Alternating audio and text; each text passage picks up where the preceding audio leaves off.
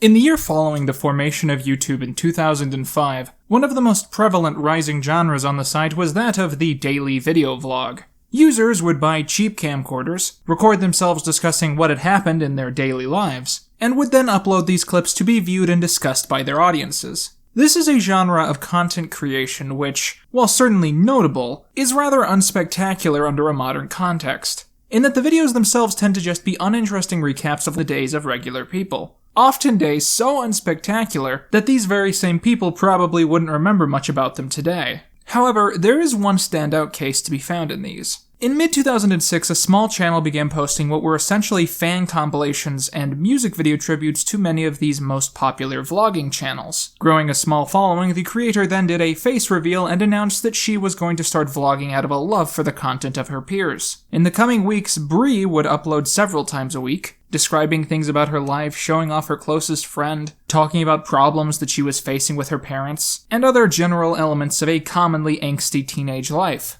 Other times, she would simply try her best to entertain her audience by dedicating videos to trendy topics or educational material. Pluto is no longer a planet. Ceres, Xena, UB313, these are Pluto's new friends.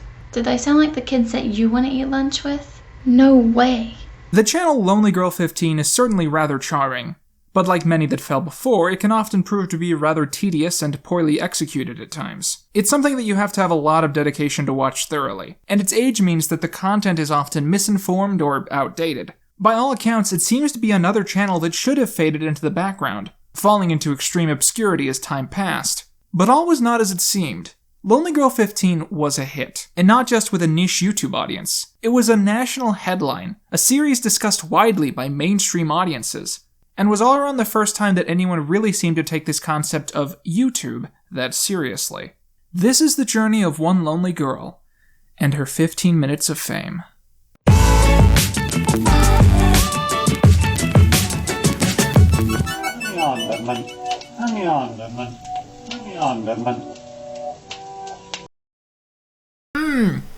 The tantalizing and refreshing taste of Icebreaker Sours! This video is brought to you thanks to our sponsors at Privacy. Privacy is a free and secure service that allows you to create virtual cards with unique numbers for every purchase you make online.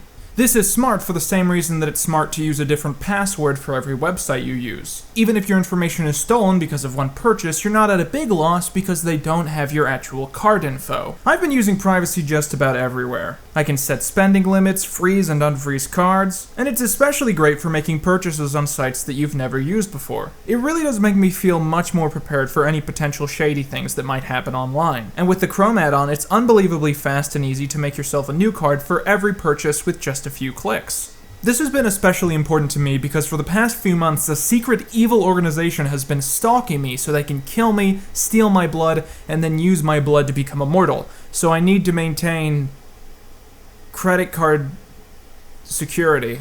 As a special treat for my viewers, anyone who uses my link below will get a free $5 to use anywhere you'd like. That's free money, and hell, we all know you're late with your Christmas gifts. Why don't you use that to get something special for a loved one? Like maybe a refreshing case of Icebreaker Sours. Go to privacy.com/Quinton, that's privacy.com/QUINTON to get your free $5 today. So before we dive into our main topic of the day, I think it's important that we stop and discuss the nature of ARGs and pseudo-ARGs on YouTube. The phrase ARG stands for Alternate Reality Game. A rather oversimplified way to look at it is that it's a widespread new media version of a choose-your-own-adventure book. The ARG is usually defined by a few factors: an existence across multiple forms of social media, an apparent interactive nature, and a mystery surrounding the content on screen, as well as a thematic focus on the metacontextual nature of the project. So for instance, it's very common to see ARG stories told across multiple YouTube channels, maybe a Twitter account, and so on and so forth, entirely out of the expectation that the audience will become obsessed with hunting down these things and trying to figure out what they all mean. Perhaps one of the most culturally impactful examples of a YouTube series with ARG elements was Marble Hornets. The show was inspired by a contest which had been held on the Something Awful forums in 2009. The original poster stated that they were a great fan of photoshopping regular images to appear paranormal, and wondered if the users could create and then spread a spooky image to garner mainstream attention, potentially by attaching it to a unique story.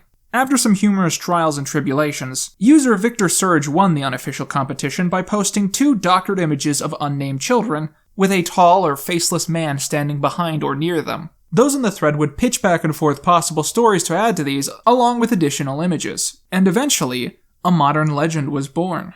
That of a lanky and mysterious figure who stalks children in broad daylight, taking them away under mysterious circumstances. He would be called many things in the coming years. The Negative, the Operator, the Beast, but most universally, Slender Man.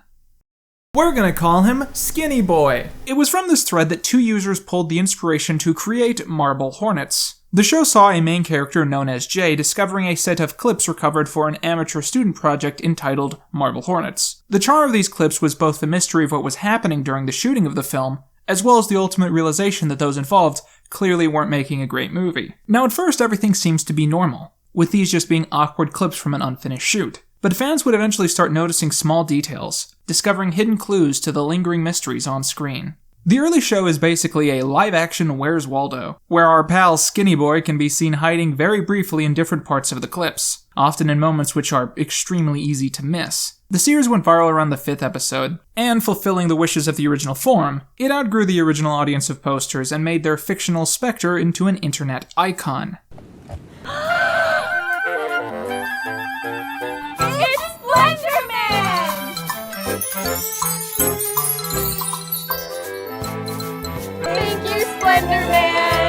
Marble Hornets is truly remarkable storytelling done in a really interesting fashion, and the fact that it's garnered a Twin Peaks-like following, with fans plotting out timelines and great theories about what the entire story is supposed to mean, shows that it really captivated its audience as much as it intended to. A lot like Twin Peaks, the series unfolds in 2 separate ways. One is that there's been a series of murders around the cast, and that the main characters have to figure out why, with the other being that there's a mysterious specter who appears around all of these things, although he never seems to do much. A lot of people theorize that Skinny Boy is thus just a lover of chaos, and that he manipulates these people to do these things because it's entertaining. But my theory has always been that Skinny Boy just wants to hang out, and that he keeps accidentally showing up whenever a murder happens, making a very awkward situation for him.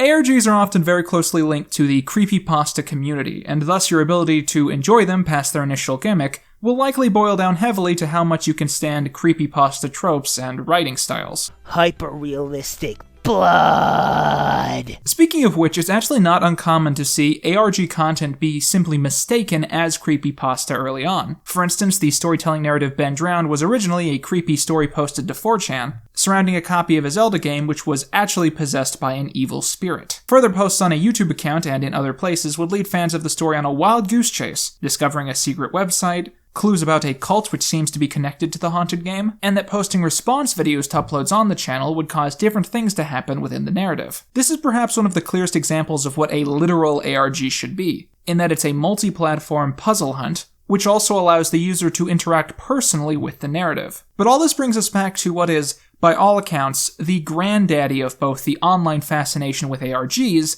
and YouTube itself. In 2005, a recent college dropout by the name of Miles Beckett became obsessed with the existence of YouTube content. Beckett eventually came to realize that the key mysterious quality of the genre was that it feels extremely personal, yet it's often so precisely produced that no one can ever tell what is authentic and what is exaggerated. Basically, that the vague line between truth and lies is foggy in the YouTube space. Beckett conceptualized a series which would disguise itself as a real show about an American teenager, but would actually hold something sinister underneath. He then pitched his plans to Mesh Flinders, his friend of many years, at a karaoke bar ironically known as The Gaslight. Or maybe that's not what it's called. Maybe I'm lying to you. Despite there being a very limited chance that the series would ever be noticed, let alone that it would ever be profitable, the two took out around $50,000 in credit card debt and began promoting their project on Craigslist under the title Children of the Anchor Cove, an anagram of Accordion French Hovel. That might be a coincidence. The two would meet a selection of online applicants for potential roles, but it wasn't until the second day that they met Jessica Lee Rose, who they immediately recognized was the best fit for the role. However, the moment that Jessica heard that the series was going to be uploaded online and that it was hardly anything professional, she had cold feet. Being a young woman with a limited understanding of the internet and a fair amount of street smarts, she was rightfully worried that the project might secretly be porn. What did you think? At first, what was your first gut reaction? I'm just gonna go to the parking meter now and drive away. But the producers promised her that it was nothing shady, and they quickly began piecing together all of the necessities that they needed to produce the show. Mesh's bedroom was decorated to appear as that of a 16-year-old girl's, and a cheap webcam was purchased to film each episode. The most commendable aspect of Lonelygirl15 is just how perfectly it captures everything about an amateur YouTube vlog.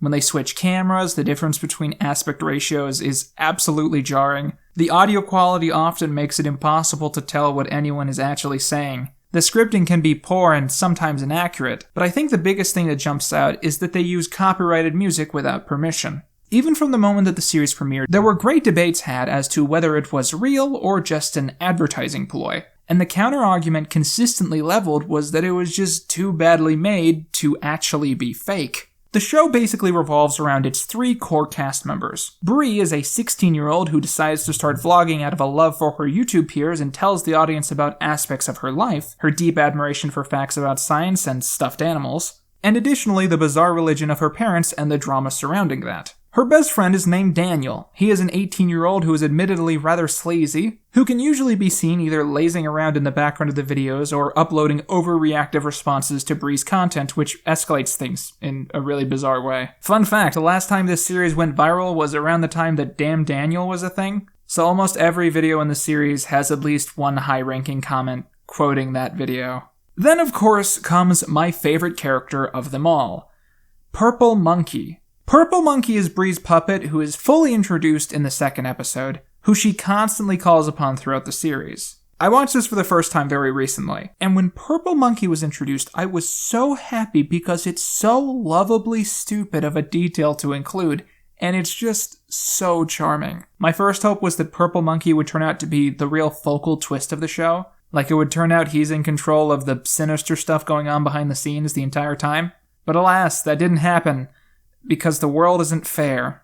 Apparently there's a Purple Monkey fan website, and it's still online, and it has a guest book, and I was the first person to sign that shit in 10 years. There's certainly a great charm to early Lonely Girl content, which makes it very binge-worthy.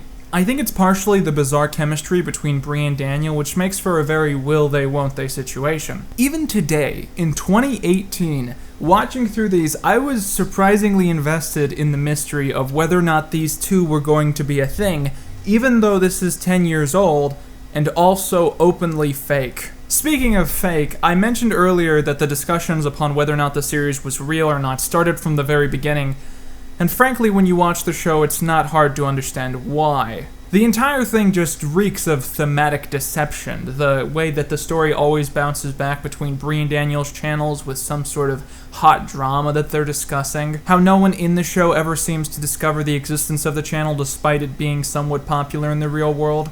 But I think there's one specific video that makes the whole thing seem blatantly fake. Okay, look at this, right? Okay. Bree is filming herself pinning pictures to this board for no reason. Suddenly her dad and Daniel walk in. The camera is placed perfectly so you can't see the dad's face, basically giving this the tone of an old Tom and Jerry cartoon. Next, the dad stands in the doorway and talks for a good minute before a title screen appears that reads, "Dad almost caught me. Good thing he doesn't know a webcam from a hole in the ground." Okay, back to the video. Okay, this is fake. As much as people like to claim that Lonelygirl15 threw in hints about the true nature of the story from day one, in reality the show really dumped most of its hints at once in a very blatant video uploaded in early September 2006. So today I got some really cool news from my parents. I've been chosen to participate in a ceremony. Oh, it's a cult. It's a big honor and it's going to take a lot of preparation. There's a bunch of stuff that I'm going to have to memorize. Yep, cult. Cult ceremony. ARG solved. It was also in September 2006 that Lonelygirl15 was first outed as a fictional series. There were numerous things which led up to this. The first was that someone had gone out and trademarked the name Lonelygirl15, clearly implying that whoever was running the show was not an innocent 16-year-old girl. The second was that a small group of amateur detectives had tricked someone using one of the site's MySpace pages into opening a link which featured an IP tracker. They were able to use this and confirm that it was being run by one creative arts agency. And so, overnight, Lonelygirl15 went from a somewhat underachieving internet show about a teenage girl to a national headline being paraded as a new form of storytelling in the emergence of online content. By the end of the month, the show would become the most subscribed to channel on all of YouTube. Following their being outed, the series took some great risks. And it's this period directly after the reveal which I find to be the most interesting. Allowing the show to exit her room for the first time, Lonely Girl explored the content and potential sinisterness of the previously mentioned blatant cult ritual. Daniel is worried about the situation and asks Bree to back out, and when she tells her parents that she wants out, they suddenly go missing. Bree and Daniel spend the next several weeks on the run, jumping from hotel to hotel, and just generally trying to escape from this cult. All while vlogging it in full and uploading it to the internet because they are not smart. What I love most about this little brief era of the show is how the story keeps being told, but they still manage to stick to the format as well as the quirkiness of the characters. It's sort of amusing seeing these exaggerated YouTube personalities existing in the real world and recognizing how awful they both come across. Daniel is very flippant and emotional. He runs off on Bree numerous times just out of a complete lack of level-headedness. And Bree, meanwhile, is an actual child who is incapable of thinking critically about what's going on, and drags all of her stuffed animals with her everywhere despite them being on the run. She used to be smart. She used to listen to reason. Now she'd rather talk to a puppet instead of her best friend. One way that Lonelygirl15 made big history on YouTube was when it became the first channel to ever feature an advertisement. This took place in Truck Stop Reunion, when other characters in the show are seen fawning over the delicious existence of Icebreaker's sour gum. Icebreaker's sour gum. Can I have a piece? I would love a piece. Yes. I only have 4 left. What do you mean there's only 3 of us in the car? You may not remember this, but a huge feature of old YouTube was the existence of response content, which would appear just over the comments on any video that was posted. It was a good way to encourage community bonding and also the spreading of content, but it was also a huge nuisance and a great way to spread spam, so they eventually got rid of it. This is important to Lonelygirl15 because some of the response videos are extremely important to deciphering the storyline. And so imagine at the time watching a Lonelygirl15 and seeing dozens of response videos and having no idea which of those channels were just fan accounts playing along and which of them were officially created by the creators for you to tie into the story. The show would also at this stage begin including clues and puzzles for the audience to solve. On at least one occasion, this also led to people who had helped solve the in-game riddles being credited on screen. So I logged into the forum at LG15.com to see if you guys came up with anything. I can't believe you all solved it. Thank you so much. Mint Girl, Acid Finger, Surrealistic Pill, Op Ladybug, Joe162, Kill the Smiley, Island Love, and everyone else. You all rock. I honestly couldn't have done it without you. I was so stumped. The fourth main addition to the cast came from one of the characters posting response content, who promised to give the two shelter after they lost all of their cash. His name is Jonas. Jonas is hot. Jonas is a contentious figure in the show because it was debated for a long time if he was actually there to help the cast or if he was aligned with the evil cult controlling the show. At one point, this leads to an intense confrontation between him and Bree, where she becomes convinced that he's working against her needs and ties him up for several days. Untie me and let me help you figure this out. I just can't, man. I'm sorry. Yes, you can, Daniel. I can't. It's real easy. I It's can't. real easy. You just have to click I can't. You're a bitch. Bree's shocking transformation from a very young girl who plays with her stuffed animals and talks about facts she read online, to this very cynical and often brutal woman being persecuted to the ends of the earth and trusting no one, is certainly one of the most notable and fascinating things about the show. It's chilling when you realize just how far she's come, and how much the Bree that we loved at the start has totally ceased to exist by this point. I really was clueless before. But that dumb girl died. On that note, this is also where the show starts to lose a lot of the charm that it started with. Lonelygirl15 was cool because it was an okay YouTube vlog series that had some interesting elements hidden inside it worth deciphering. As soon as the show became all about that story, and following exactly what was happening in the narrative at every moment with no entertainment and no breaks, it just becomes a little exhausting. Furthermore, the shoddy nature of the production becomes just unavoidable, and it's a little embarrassing when you have to decipher what's happening in the footage not because it's meant to be mysterious, but just because it's bad. But the big change is Bree. Bree just became so less interesting to watch once she lost her innocence. And that makes it, in turn, a lot harder to follow the story. While this might sound like a joke, I earnestly believe that the point during the show where Bree stopped using and showing off Purple Monkey is where it stops being a thing that I enjoy watching. In the following years, the story would continue, leading to the death of Bree and her replacement by numerous characters, and additionally the creation of several spin-offs. If you'd like to hear more about these spin-offs, I earnestly suggest a video made by YouTuber Austin McConnell, who runs a pop culture discussion channel and was actually involved in one of these spin-offs. 2 years ago, on the 10th anniversary of the channel, a video was uploaded revealing that Bree was, in fact, still alive. The video featuring her once again advertising the Order quickly went viral, leading to a great mystery over where the show would lead next. Most people tend to think that there was only one video in the revival, but there were actually quite a few. It's just that all of these were spread across numerous channels, which was standard with early Lonely Girl content. I think this is why the revival was doomed to fail. Splitting up a story across multiple locations certainly worked in an age of playlists and a better functioning recommended system. But most people literally did not even find these other videos, and I think that's the main reason that the project didn't go anywhere. Of all the content on YouTube, ARGs tend to be the closest to film or television in one big way. While most YouTube content tends to revolve around monetizing lifestyles, ARGs are projects before anything else. And their fate lies in the same place as television. Either they end in satisfying ways, bringing closure to the story presented, or they drag on for a bit too long, run out of money, and suddenly stop after falling into obscurity. And yet, they often prove themselves to be some of the most creative on the entire site, the most worthy of discussion, and arguably the hardest to fully cover in a video this short. As a reminder, this video is brought to you by Privacy. You can check them out at privacy.com/Quinton or check out the link below and get a free $5 to spend on your first purchase. I'm Quinton Reviews, and that's all you need.